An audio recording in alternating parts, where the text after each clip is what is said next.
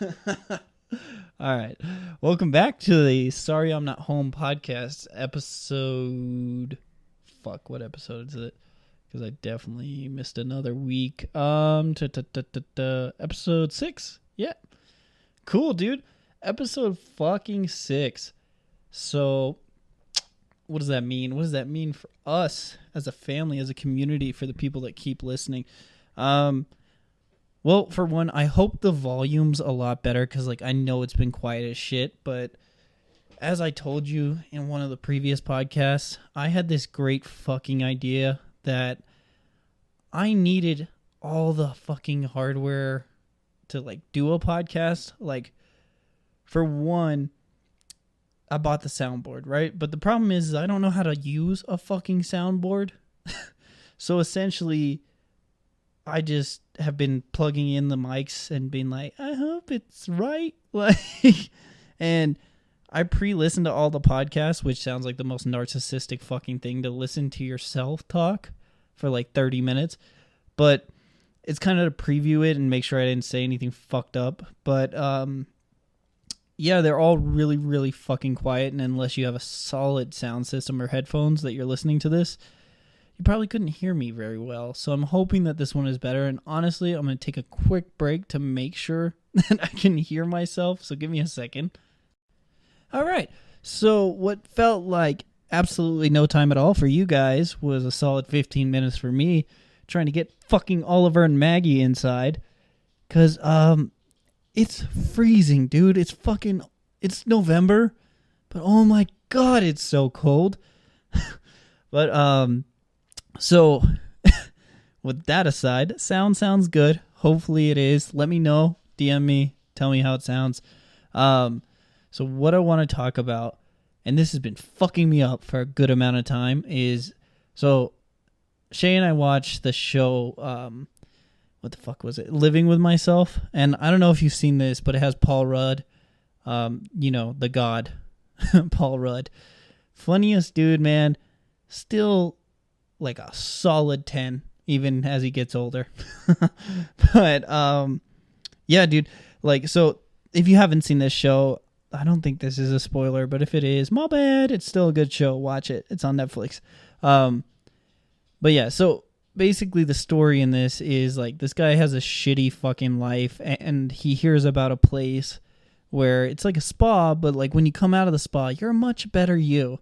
And they basically just clone you, take all your good DNA and then make a better you. And this got me thinking way too fucking much. Clones are a weird fucking concept, and honestly, I get the feeling that human cloning that human cloning is already a thing, and I just don't think we know about it, which is super fucking sketch. But so yeah, with clones, it's a weird concept because it's the first thing that keeps going through my head is that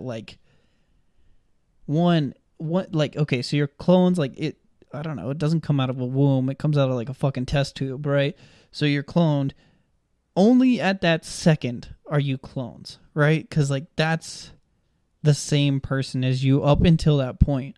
But every second after that, it kind of becomes a V. You guys become more and more separate, and you develop differently. I think, I don't know where the fuck it's said, but it's assumed that where you, oh dude, I didn't even set a fucking timer, man. Fuck me. This is why I can't track my time, and they're so inconsistent. Okay. So welcome back to the poor time management and poor technical, fuck it. This is just not working. Anyway, so clones, right? So you're on a V, right? Because every second after that you develop differently, because they say that the only reason that you look like you do and the way that you act is based on your experiences. If I didn't grow up starting in England and moving to New Mexico, I would look like a completely different person. And the same for you. I don't know where the fuck you're from, but say that you're from New Mexico and instead you grew up in Seattle, right? like essentially with this theory that you would look completely fucking different, and because it's based on like how, like the experiences that you have and the people that you meet is like how you develop and how your body looks and like your attitude and everything. And I could definitely see that. Like if I lived in a different place that I wasn't scared of getting robbed every time the sun goes down, I might be a different person. Anyway, my point is with the clones, like that same concept would happen. Like the second that that clone is quote unquote born, like you would both develop differently. Like that clone would essentially like develop a different life from what you had, like based, especially like in this case, because like they take all the good DNA and like all the good like characteristics and they put that into one person. So like their life experiences, like somebody that you might not get along with on a day-to-day basis at work or at home. That's not good. But it's like with that in mind, like they might have better experiences with that person because they are a different person, you know? And so like that's what's been fucking me up. And so that was just the start of it actually, because like what I wrote down in my notes, let's see. If you had a clone, like the show Living with Myself, what would I do? Would I tell Shay, if I did and she fell in love with it because it's a better me, how would I feel? Jesus Christ, dude. Like my notes are so dark because they're just quick thoughts and like it's just a portal into my dark, depressed mind. Okay, but like, so that might sound weird, like with no other context, but in the show, like basically Paul Rudd and Paul Rudd 2 are taking turns. Like Paul Rudd 2 goes to work for Paul Rudd 1 and like makes his life a shitload better because he's better at work and he's better at like being romantic and everything. And like, so Shay and I talked about that and it was weird because it's like, would you get jealous of yourself or would you be like, would you understand it? You know, like, so say your significant other falls in love with your clone because it is a better you. Like, would that fuck with you? You know, like really think about it. And like, I want you to have like an existential crisis right now. Betting you can hear Oliver on that one because I turned up the fucking soundboard. But yeah, like, would you be jealous? You know, because it's like essentially like everything about that person is the better you. Like everything that you lack in, whether it's communication, affection, or fucking, I don't know, like day-to-day life, like, I don't know, just being a better you. Like, would that fuck you up? Because essentially you're seeing how shit you are as a person. Because we're all shit. You know that. You know that deep down. I love how dark this gets. But yeah, like, so that, I don't know, that fucked me up because it's like, would you be jealous? Because essentially it's you, like, in the relationship, but it's not you because it's, in a sense, like your twin, but it's you. I don't know, man. It gets into my head and it made me start thinking about way too much shit. And it's like, if this is real, like, have we gone too far? Like, already, have we gone too fucking far with medical science and everything? Because, like, essentially, ow, I just ripped out my fucking headphones. But, like, okay, so, like, evolution, right? And, like, Darwinism, the whole, like, concept there is that we develop as people and, like, we get better through each generation because we get rid of the bad shit, you know? And like, that's true up until like modern medicine was created because we started saving everyone. Like, this is a really dark fucking thought. But maybe this should just be my dark fucking podcast or something. Maybe I should change the name. But yeah, so like, fuck, what was I saying? Oh yeah, so Darwinism. So like, yeah, with that and medical, like, modern medicine, it's like we started saving all the weak, essentially. Like, that's with air quotes, you know what I mean. But it's like, if you took it back to like the first case of cancer and that person like wasn't bred with, okay, that's probably a horrible fucking choice. Let's take, I don't know, something simple like, I don't know, the Gingers. Horrible. But okay, let's use that. Like, so, like if gingers were never bred with, there would be no more gingers. So the same concept goes across the board. Like if you've got, I don't know, one too many fucking fingers, or like just prone to colds, like things like that, like would be obliterated, I think is the right word. I just gotten rid of as like a trait of human society, because like essentially they can't continue. And so with modern medicine, it's like everybody that's sick, everybody that's weak, anybody that has a disease, something like that. Jesus, sick and weak, that was not the right choice of words. But you get me. I feel like you get me. But yeah, so like things like that, it's like that's where modern medicine and science, like I feel like it's gone, I say this lightly, like I think it's gone too far, because things like that, it's like, okay, I understand taking care of the sick, like that's the right thing to do. I'm not saying that, but I'm saying like certain medical advances almost become too much. Kind of like, okay, so they're growing organs right now, like full-blown fucking organs, and I think they do it, last time I heard about this, they do it on like mice or rats, and they grow human organs on them, and they just cut them off and they're good to go. And I don't know, man, that might be a little too far, and this isn't diving into like, I don't know, religion or anything like that. It's just like, Jesus, man, like where do you draw the line? Like shit like that, yeah, it could save the future, but it's like, are we manipulating too many things? Kind of like the clone thing. Like, is that even fucking morally right? Like there's a reason it's illegal, right? Like, because I don't know, one sec.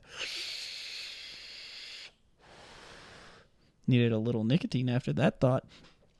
It's kind of like the whole government thing that I talked about, I want to say last week, but that it's like, where do you kind of draw the line on who says what about what, So, like, I don't know, man. Like enough likes. I'm saying,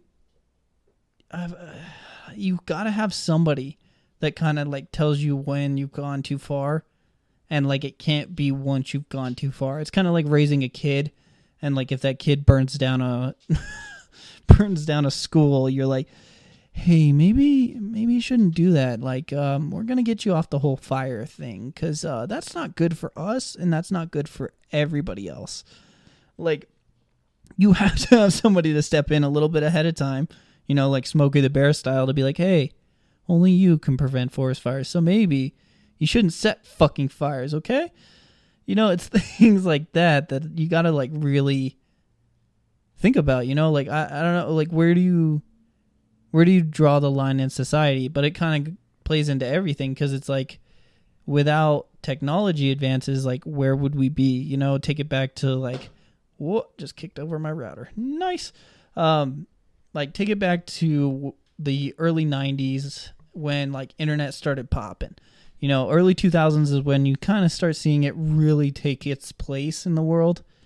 And like, where would we be without that? Like, would we essentially like, would we have thought of a different way to like connect and to search shit? Or like, would we still be stuck with encyclopedias and fucking, I don't know, man, what the fuck did people use before the internet? Like just talking to people in books? Like, fuck, man, that's just not enough like knowledge. But at the same time, like too much knowledge now, man. Fuck, I don't know. Shit like this is like where I get fucked up and I start thinking a little too much, because like life's a lot fucking different now than it was then. Like I had like a similar conversation with my dad, and it's like him growing up versus me growing up. It's like, not that like life's harder now, but like the elements are different. And so like essentially like something, I don't know, simple like cyberbullying. It's like you go home and it doesn't stop. Like it's not just at school. It's like you go home and it's all in your fucking face. And then it's like you got to delete your social media because that's the only fucking way you can get away from it. But it's still going on behind your back.